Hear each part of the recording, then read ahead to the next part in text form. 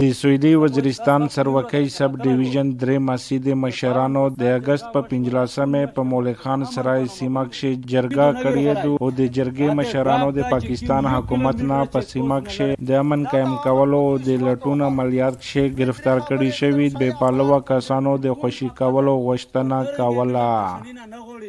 او دا ټول غرین ارتانی ولی دی په ټولي کې لیکشه فاوز دا اف سی دو دغه باوجود چې امن دای نشر وصلای او د امن ذمہورتیا خدا د سټیټ تو دا د ریاست تو چې دای امن نشر وصلای بظاهر خو امن میش نه ویني په هر ځوک شه بد امنی دی په هر ځوک شه پریشان دی حملی دی د تور اسپا په میش من درغلی نو د امن د پورا دا کوم نن جمع شوی دی بریګیډ سره خبره کوي هغه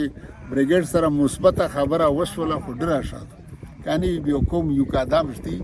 هغه باندې بیا کوم فیصله د جرګې مشرانو دا هم وویل چې دا وخت په سویلي وزیرستان کې امن نشته او پاکستاني پوځ د لټون عملیات کې بې پالوه خلک گرفتاروي.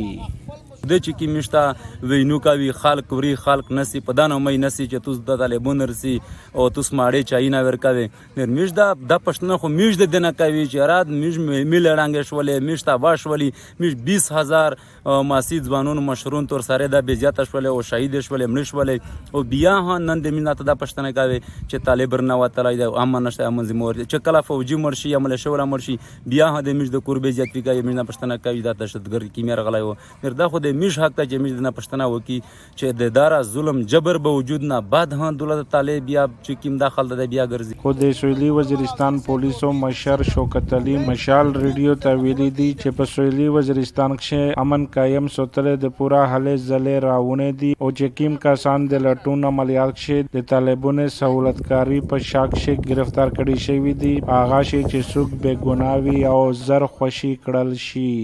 اشتیاق ماسید مشال ریڈیو مولوی خان سرای سویلی وزیرستان.